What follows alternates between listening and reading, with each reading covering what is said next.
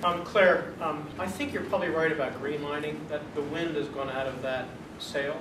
But greenlining is an effort by some community groups, beginning in California and around the country, to get the government to impose a requirement on foundations of a certain size that a certain portion of their corpus must be invested in poor communities, or a certain percentage of their employees have to reflect the communities in which they live and operate.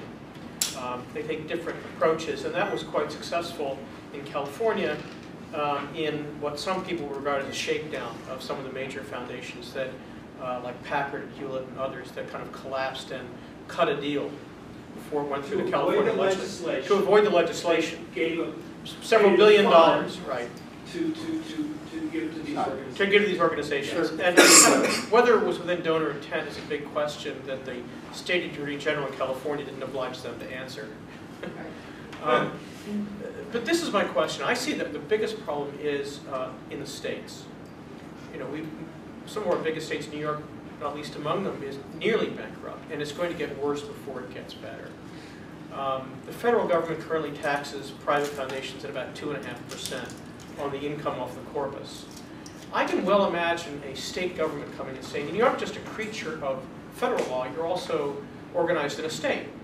And you take up resources, you have tax benefits, you can accumulate income off of your investments, and you're not really providing anything to the public weal, because all of your money might go someplace else, outside the state, or others are not necessarily based in our community.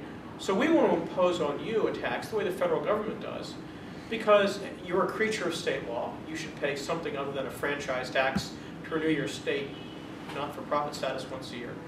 And we're going to impose a 1% tax, and we're going to sell that to the public by saying there's how many billions of dollars it's dead money to us as citizens, and we can either raise your taxes, or we can impose a tax of 500 basis points or 1% or 1.5% on these foundations over a certain size. It'll be very difficult politically to fight that. And so what would you, and I believe that's going to happen. It's probably going to start in California, it'll be in New York, it's going to be in lots of places. And it's not going to be so onerous. It'll be 1%, 2%, 3%, 1.5%, and it will be incremental. Maybe like the frog in the pot. Yes. But do you see that as likely, and what effect will that have if it does occur on private foundations? I'm an optimist, Mark, so I am thinking it probably won't work.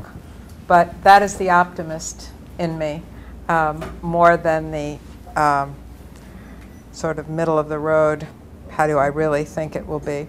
I think there are communities in extremis that will look at that as a real possibility, particularly for foundations, unlike community foundations, that are funding something that doesn't directly benefit the community. Not in that state. Yeah. Right. Yeah. So I don't think it's an impossibility.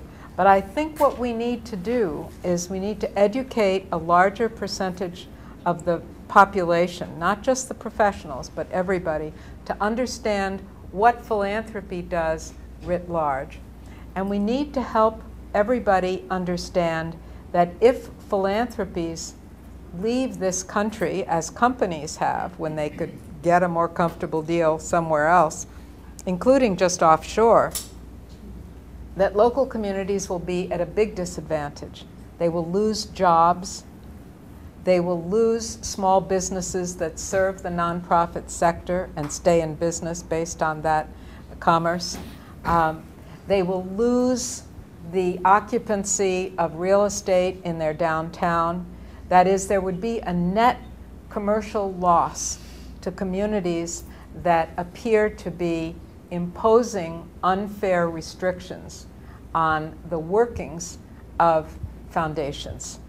But all of that rests on people understanding that a foundation that does something good for people who have a certain disease, or people who are seeking education in American art or in Asia, and we don't all do that here in Lubbock.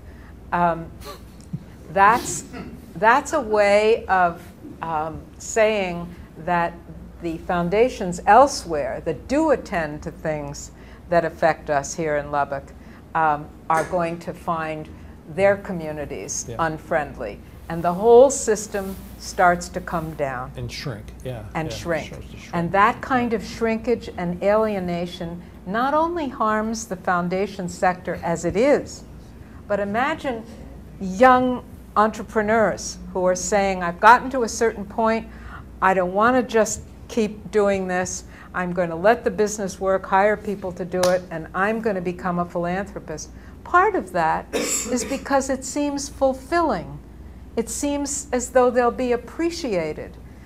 And suddenly, if they're not appreciated and they're harassed, they may decide not to do the philanthropic effort. And I'm teaching young people who are interested in philanthropy. Some of them, very wealthy scions of families, who want to see what it looks like from the academic standpoint. They've been part of their family foundations for a long time. If they start to see that this is the bad guys' trade, why would they want to do that? They won't have the same interest. And what we'll see is, over time, a shrinking and a weakening of the whole sector. And this is all part of my concern, that we take where we are and strengthen it and give it focus and backbone while giving it maximum running room, which is called freedom, and making sure that we make good on some promises. And I think we're close to the founders' promises.